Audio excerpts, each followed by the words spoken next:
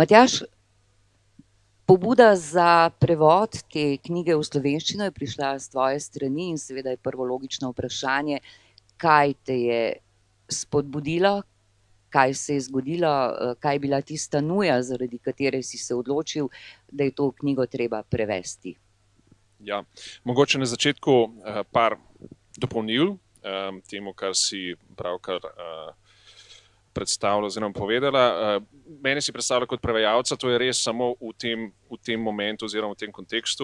To je prvi tovrsten projekt, s katerim sem se soočil. Zakaj, kako sledi. Sam še dopolnilo glede same knjige in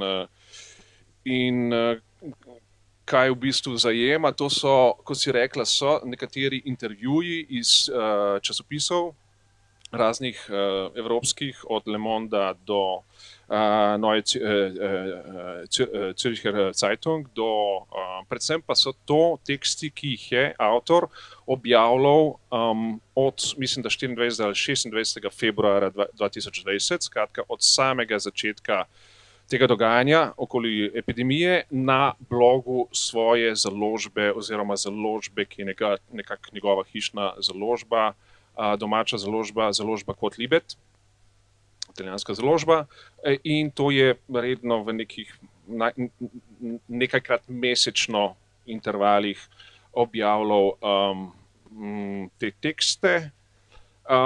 Zdaj, prva izdaja je išla, te knjige je išla konec leta 2020 z 16 prispevki. Angleški prevod je izšel aprila 2021 z malo razširjeno varianto, skratka 21 tekstov, ki so se do takrat nabrali v tej seriji, in to je prevod, v bistvu dopolnjenje, razširjanje izdaje, ki je v italijanščini pod naslovom A che punto siamo izšla avgusta lansko leto z pač novo spremno besedo avtorja. In to sem jaz nekako prišel sem do tega zares, ker sem kot mnogi drugi v tem času raziskoval, gledal, iskal, poskušal razumeti, kaj se dogaja. Preko raznih avtorjev za Georgea Agambena zares sem vedel, tako kot za mnoge mislice avtorje, ki jih nisem še uspel zares predelati pred tem. Skratka, vedel sem za ime, za referenco, kaj dosti o njegovem delu prej nisem vedel, iskreno povedano, in me je do te knjige pripeljalo več kažipotov raznih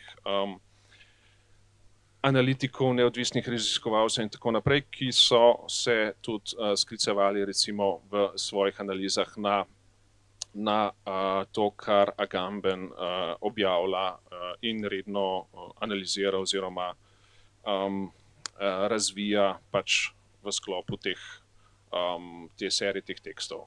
Tako da mene je to blazno pritegnilo, takoj ta knjiga, ker je, kot si rekla, težko reči, da ni seveda je pač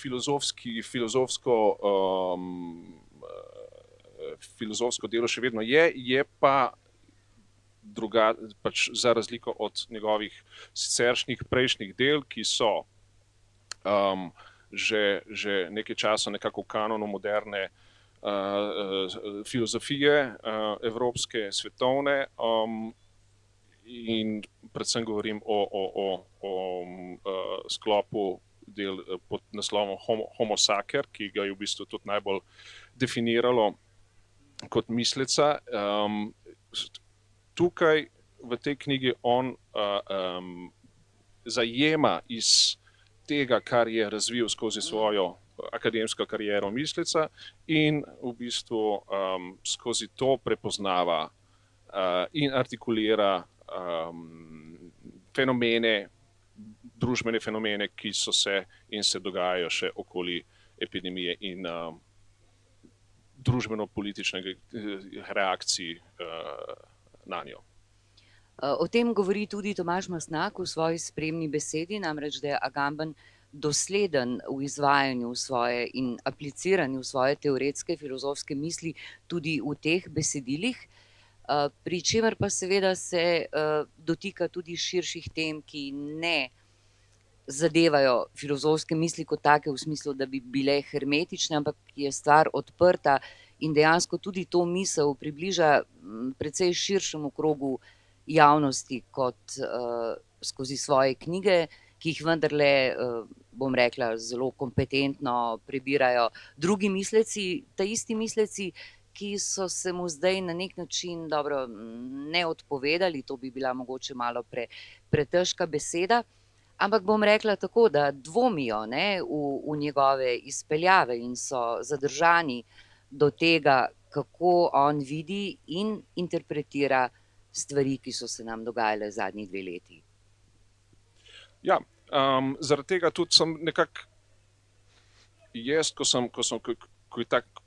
sem našel to knjigo, ko je ta knjiga mene našla, zakaj sem se spravil k prevodu? Zares, ker se mi je pri vsem tem, kar se je dogajalo, kako so recimo disidentske interpretacije, razmišljanja, analize dogajanja, kako so šli pač mimo vseh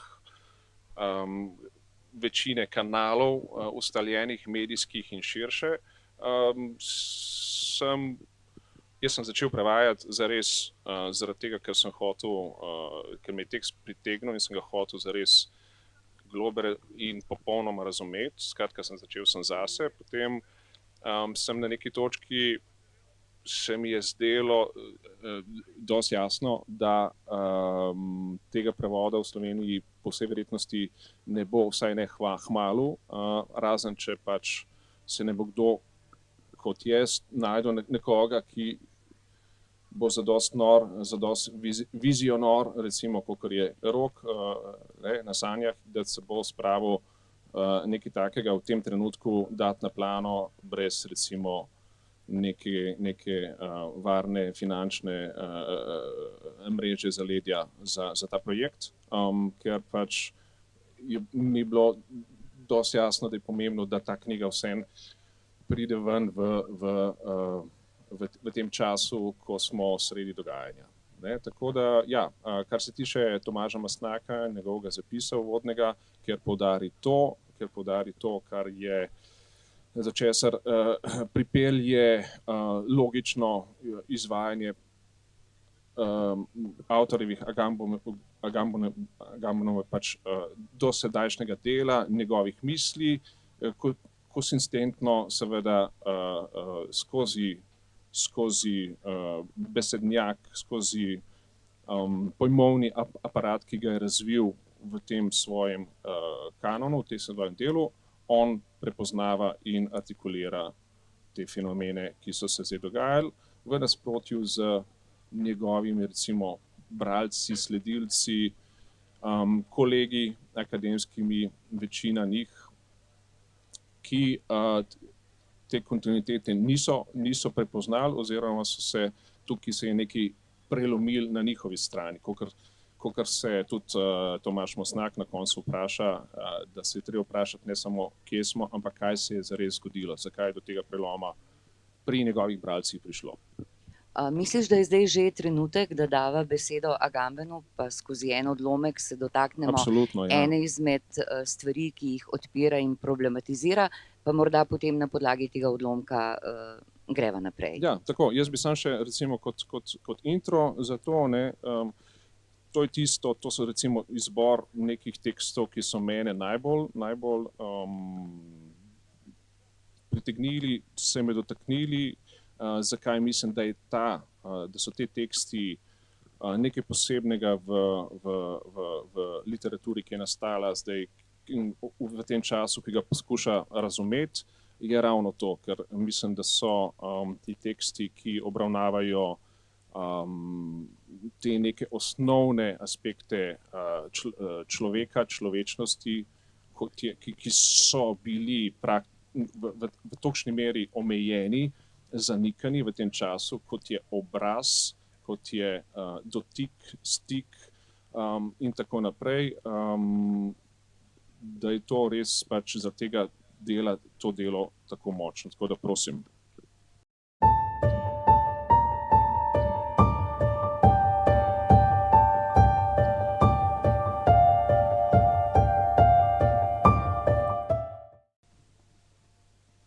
Prebrala bom odlomek iz zapisa Obraz in smrt, ki je nastal 30. aprila 2021.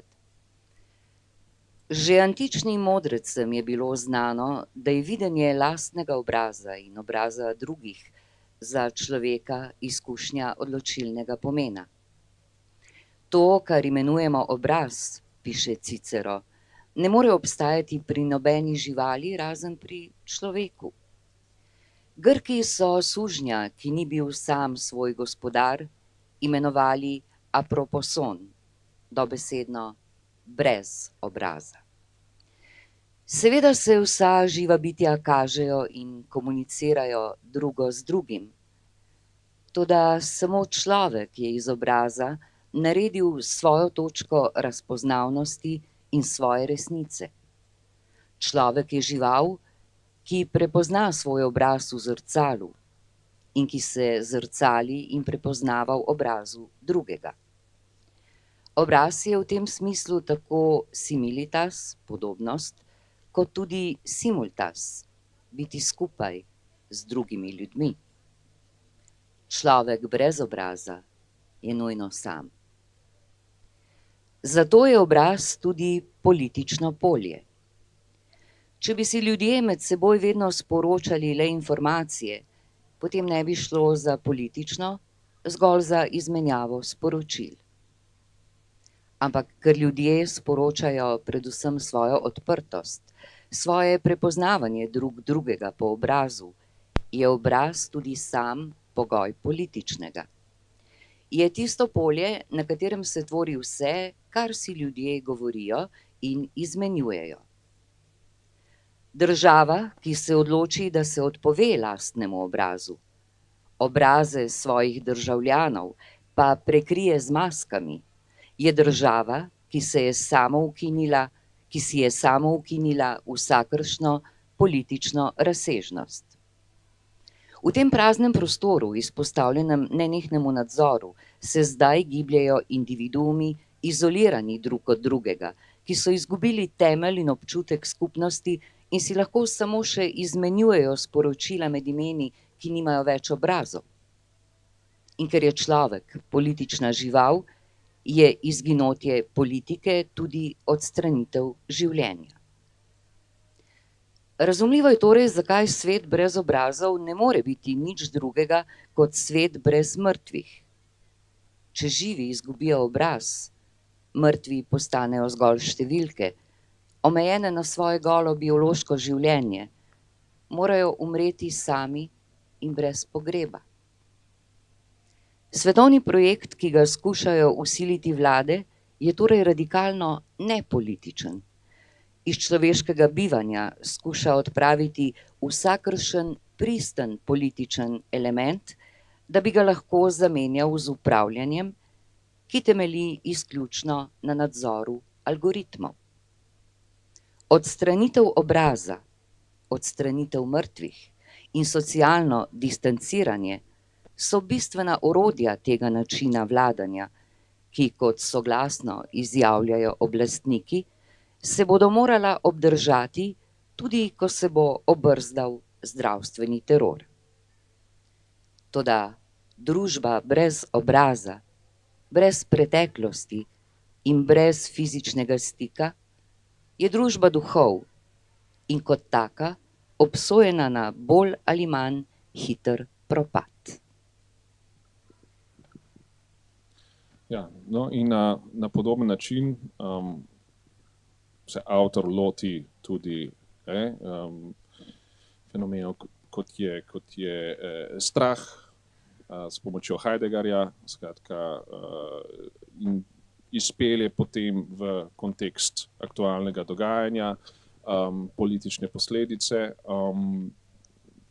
resnica, množica, odnos do umrlih in smrti kot same eno zelo močno poglavje je o Gaji in Chtoniji, kjer izhaja iz del antičnega grškega misleca Ferekida. Spet odnos med Gajo kot navzgor obrnen proti nebesnemu vzvodu, obrnen del zemlje, rodovitnega, in po drugi strani podzemlje, kar se skriva in skozi izkušnjo, pričevanje Etruščanov, Rimljanov, Grkov, potem pripelje do tega, kako smo izgubili ta odnos, to razprtino med svetom spodaj, svetom zgoraj, na površini in pod površino. Na to naveže tudi začetek izkoriščanja fosilnih goriv, skratka, starih ostankov starega življenja, in kako je na to navezano potem tudi uničevanje Gaje, skratka zgornjega sveta in tako naprej. Skratka, te neke teme, ki segajo daleč onkraj samo tega momenta, ki se je tako potenciral, ojačal medijsko, nasplošno prevzel vse. V glavnem se je govorilo o številkah, a držijo, a ne držijo te ali one interpretacije in tako naprej. Politične implikacije, tukaj gre pa često, omenja seveda tudi to, ampak ni to glavni del tega dela. Glavni del so te res neke teme, ki jih on v bistvu na dost, se pravi, v kratkem formatu, kompaktno obdela in uspe tudi potem izpeljati na konkretno situacijo na način, ki vsaj mene je zelo v bistvu pretrese, na koncu koncev, ne samo na neki razumski ravni, ampak na neki celostni bivanjski ravni. In tudi seveda emocionalni ravni, na kateri smo vsi še vedno pretreseni, in morda še vedno zelo negotovi. Zanima me, če si kaj zasledil, zdaj živiš v Italiji, se pravi, si bliže italijanskim medijem in javnemu mnenju. Kako pa je italijanska družba sprejela njegovo misel, njegovo interpretacijo tega, kar se nam godi? Na začetku, skratka, tukaj en naslovni tekst praktično, ki je Punto Siamo, je bil naprej naročen, potem pa zavrnjen s strani Corriere della Sera. To je bilo v marcu 2020 že. Tako da seveda naprej ko se je vse skupaj začelo, se je bilo dosti kaosa, vsi spogledali, kaj se dogaja, šok in tako naprej. On je začel, takoj na začetku je začel to zelo sistematično, natančno artikulirati, zakaj gre, zakaj je narobe, skratka v tej reakciji, pretirani reakciji družbe naprej Italije in potem širše. Na začetku so ga vabili tako La Repubblica, Corriere della Sera, ampak ko so ugotovili, da je preveč konsistentno z svojo mislijo in neodvisen od uradne narative, ki si je seveda histerično takrat stopnjevala, večinoma so ga izločili in ignorirali. No, tudi napadali precej.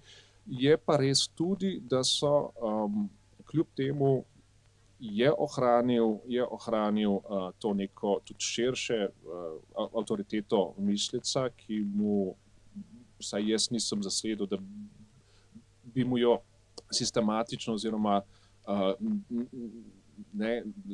agresivno osporavali. In lansko leto oktobra, novembra je bil tudi povabljen in potem naredil eno intervencijo v italijanskem senatu. Pač takrat, ko je bila debata o obveznem cepljenju ali ne, tako da so njega in tudi druge mislice, tudi nekateri izmed njih tudi podobno kritične glede tega, kako je politika vodila zadevo, so vključili v to debato. No, nekaj, kar pri nas nismo videli. Ne? Recimo, koliko je to prispevalo k nadaljnjem razvoju dogodkov v Italiji, koliko ne, težko oceniti, ampak že to, da so ga vključili, jaz mislim, da je to povedno. No? Ja, ni mu bila odvzeta javna beseda in tudi s tem so na nek način priznali, da dvom, ki je temelj filozofije od novega veka naprej, je še vedno nekaj, kar priznavamo, ne? In moramo priznavati, če želimo sobivati in živeti v dialogu, ne? Ja, glede tega je bilo tako, ne? Mislim, tukaj mogoče jaz sem še še širši izbor teh nekih odlomkov, ki se mi zdijo pomembni, še bolj pomembni od ostalih odlomkov, in med njimi je tudi zapis o resnici, ne? Se pravi, kaj velja za resnico in o znanosti kot novi religiji in ki jo poganja vera, ne? V katero je treba verovati, ne? Ker če ne veruješ v znanost, se pravi dvomiš, ne? Se zadeva zaplete.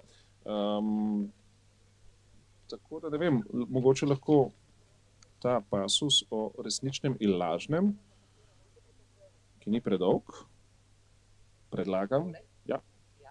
A ste za, da ne morim zdaj s temi branji javnimi, ne, ker to ni bralni maraton, ampak verjetno je res dobro, da pustiva besedo avtorju, a ne, ker je povedal tako rekoč vse in midva lahko to samo opisujeva, pravzaprav pa vas želiva zdaj napotiti k branju knjige in seveda lahko tudi svobodno dvomite v njegove misli in v to, kar je zapisano, in se z njim strinjate ali pa ne, ne. Pravijo, da največji, mogoče ne največji, ampak malo kolerični misleci so včasih izjemno jezni na tiste, ki se preveč strinjajo z njimi, ne. In jih pošljejo kar domov, ker se z njimi nimajo o čem pogovarjati, ne, in kresati mnenja. Tako da vzemite Agambena in krešite z njim svoje mnenje in tisto, kar vi občutite ob vprašanjih, ki jih naslavlja.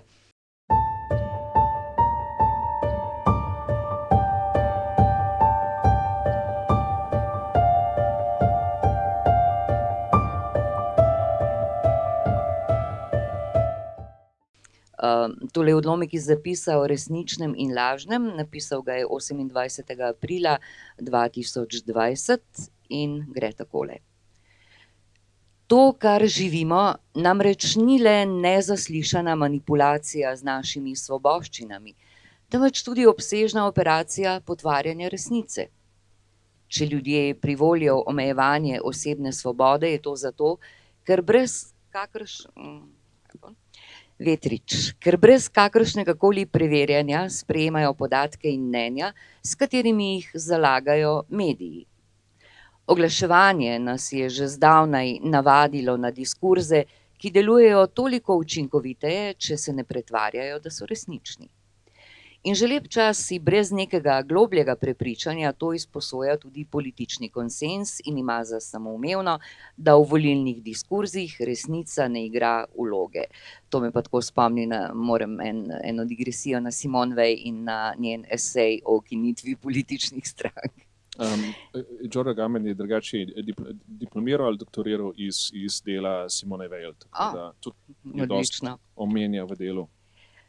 To pa, kar se zdaj dogaja pred našimi očmi, je nekaj novega, če ne zaradi drugega, zato, ker gre ne glede na resničnost ali lažnost, pasivnost sprejetega diskurza, za sam naš način življenja, za našo celotno vsakodnevno eksistenco. Zato je nujno, da vsak vzame pod drobnogled tisto, kar se mu ponuja in opravi vsaj osnovno preverbo. Človeštvo vstopa v obdobje svoje zgodovine, v katerem se resnica omeji na en sam trenutek v gibanju laži. Resnica je tisti lažni diskurz, ki ga moramo na vsak način sprejeti za resničnega, tudi ko je njegova neresničnost jasno dokazana. In tako se prav jezik kot polje pojavnosti resnice zapleni človeku. To lahko sedaj samo nemo spremlja gibanje laži, resnično, ker se res odvija. Zato bi bilo za zaustavitev tega gibanja nujno, da bi vsakdo imel pogum, da brezkompromisno išče najdragocenejšo dobrino, besedo resnice. Ja. In to se nanaša tudi na, tukaj se skriva tudi vsaj del odgovora na vprašanje, zakaj se tako velik del recimo njegovih bralcev, kolegov in tako naprej, ne, ni prepoznal v tem, oziroma pač, ne, ta lažni diskurs, ki ga je treba sprejeti kot resnico, ne, da se struktura ne začne preveč lomiti, ne. In jaz mislim, da tukaj je del, zdaj, ne bom tako dober tole jaz, ne, zaradi tega sem šel prevajati, ker jaz nisem razumel, znal artikulirati teh stvari, ki sem jih nekako, ne, v klobčiču misli, dilem, dvomov, vprašajev, ne, se ni artikuliralo to, kar se njemu, ko sem pa to prebral, sem pa rekel, evo, tako bi se mogli tole izteči, skratka, ja, izgubil sem. Zaradi tega, ja, nisem jaz svojih misli dal gor, ampak sem našel nekoga, ki je znal te misli spraviti v red in seveda v kontekst tako zgodovinski, politični, družbeni in seveda, se pravi, jaz mislim, da je tukaj eno glavnih močnih plati te knjige je res, da vidiš, kako je mislec, ki je celo svoje življenje profesionalno razvijal te koncepte, kako hitro jih je začel v praksi, v življenju prepoznavati in jih artikulirati in tudi brezkompromisno javno pač opozarjati na njih. Jaz mislim, da razen če imaš ti še kaj tako za dodati, ne, da sva nekako povabila v knjigo, da pa ne bova pretiravala, a ne, mogoče bova še en odlomek za konec in seveda, če kdo od vas prisotnih, ki se vam prav lepo zahvaljujem, da ste v temle zelo, zelo hladnem pomladnem večeru, ki bi moral biti precej toplejši, ampak vremena bodo krancem se zjasnila, pravijo, vztrajate z nama, ne? In upam, da vam je, da sva vas povabila k branju te knjige in tudi k kakšnemu vprašanju, medtem pa bom jaz še, lahko razmislite, ne, če kdo ima kaj za vprašati. Jaz bom pa malo pocukala našo režijo pa live stream pa to, da vidim, kako smo s časom in kaj, kako bo naprej. Rebeka, draga, tebe potrebujem. Midva bova počasi šla h koncu, pa me zanima, ali je ta živi ščit poezije že v tisti fazi, ko ga bomo lahko vzpostavili, ali nam še manjka kakšen ščit, meč, sablja, karkoli že potrebujemo za ta dogodek.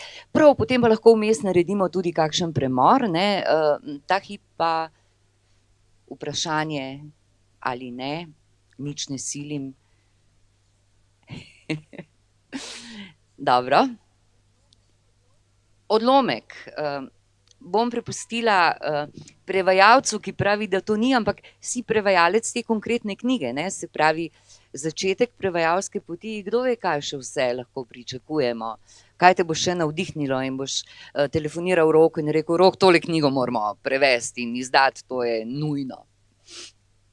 Ja, mogoče, ja, vse je možno, bomo videli, zaenkrat nič kaj takega konkretnega ni, ampak se pravim, jaz nismo tukaj danes zaradi mene, zares, vsaj jaz nisem, mislim, sem, no. Jaz sem zaradi tebe. Ampak, se pravim, ne bi, tukaj nas res zanima to, kar je tukaj. Jaz res predlagam mogoče en, ja, še ta, tako, evo. Filozofija stika, to je naslov zapisa, že iz daljnega januarja 2021, ampak preden preberem odlomek, bom povedala nekaj čisto osebnega, če smem, ne, iz današnjega dne. Namreč zjutraj sem prišla, otvorili smo sejem, zrecitirala sem enega destovnika Kajuha iz srca in potem sem seveda tudi zelo iz srca pozdravila vsakogar, ki ga nisem videla morda že leto, dve ali celo več. In ti stiki so bili zelo zanimivi, ne. Pri kakšnih smo si padli v objem, pri kakšnih drugih smo se rokovali, pri tretjih nismo natančno vedeli, kako bi se obnašali, ali si pademo v objem ali ne.